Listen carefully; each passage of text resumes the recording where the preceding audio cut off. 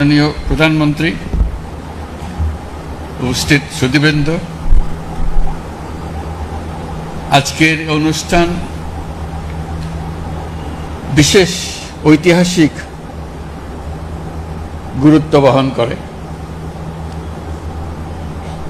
ওই গুরুত্বটা আমি শুধু স্মরণ করিয়ে দিতে চাই। পৃথিবীর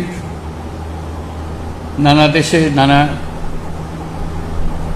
জাদুঘর আছে, তারা অতীতের অনেক জিনিস সংগ্রহ করে, বিশেষ বিশেষ জিনিস যাকে জাতির সামনে তুলে ধরার জন্য। এই জাদুঘরটি ভিন্ন, এইটি বিষয় দৃষ্টি আকর্ষণ করছে।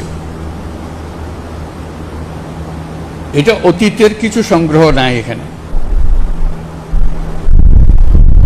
এখানে একেবারে টাটকা নতুন যা ঘটনা ঘটেছে তাৎক্ষণিকভাবে সেগুলো সংগ্রহ করা গেছে। এরকম জাদুঘর আছে কিনা জানি না, কিন্তু আমাদের সুযোগ হলো ঘটনা ঘটছে, সেই ঘটনার প্রতিটি নমুনা, প্রতিটি ইতিহাস আমরা তাৎক্ষণিকভাবে সংগ্রহ করতে পেরেছি এবং স্মৃতি জাদুঘরে নিয়ে এসেছি। এটা আমাদের ইতিহাসের একটা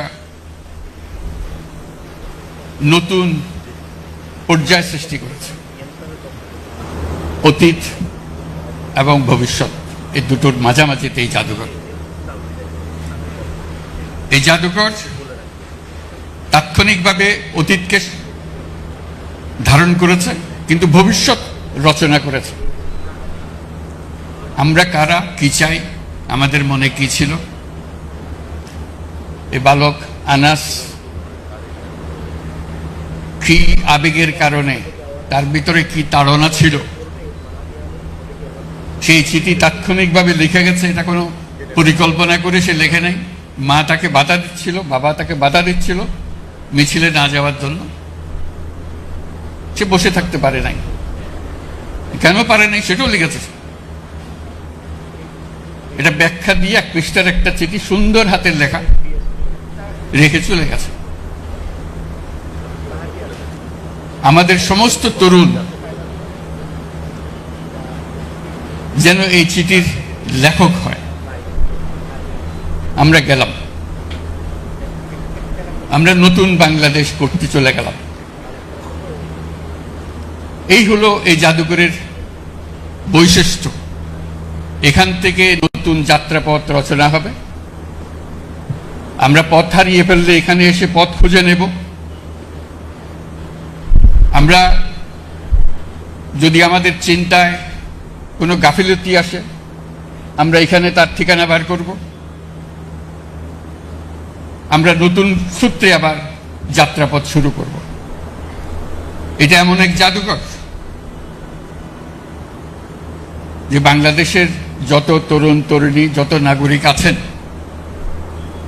সবাইকে যেন একবার দেখার সুযোগ হয় এবং প্রতিদিন দলে দলে আসবে, দেখবে, নিজের মনের কথা লিখে রাখবে, লিখে জমা দিয়ে যাবে। এখানে তার মনে কি আবেগ এসছে, তার ভবিষ্যৎ কি চিন্তা করে, সেটা লিপিবদ্ধ করে যাবে এবং এটা সারা চত্বরে গমগম করবে। যে কবরগুলো সাজানো আছে, যদিও সে প্রকৃত কবর নয়, কিন্তু তার প্রত্যেকের কবরের সঙ্গে একটা নাম থাকবে। সেই নামটা খুঁজে ইতিহাস বার করবে। এখানে ইতিহাসগুলো থাকবে যে কেন, কিভাবে মারা গেছিল, কোথায় মারা গিয়েছিল, তার ইতিহাসটা কি। এগুলো আমাদেরই বন্ধু বান্ধব, আমাদেরই ছেলে মেয়ে, আমাদেরই পাড়া প্রতিবেশী। এটা কোনো বিশেষ ধরনের রাজনৈতিক কর্মী নন। তারা একেবারে সাধারণ ঘরের সাধারণ ছেলে মেয়ে, যা রাজপথে নেমে তারা চেয়েছিল যে এই বাংলাদেশ আর চলবে না, আমরা নতুন বাংলাদেশ গড়ব। এটাই ছিল তাদের আশা। আমরা আশা করব সারা বাংলাদেশের সকল জায়গা থেকে স্কুলের কলেজের ছেলে মেয়েরা আসবে, একটা দিন এখানে কাটাবে, এবং তাদের নিজেদের মনের কথা লিখে যাবে যে আমি কি চাই, আমার কি চাহিদা, আমি কি কাজে নিয়োজিত হচ্ছি, নিজেকে নিয়োজিত করছি, সেটা জানিয়ে যাবে। এটা সারা দেশের সকল সংস্কৃতির একটা পীঠভূমি হবে।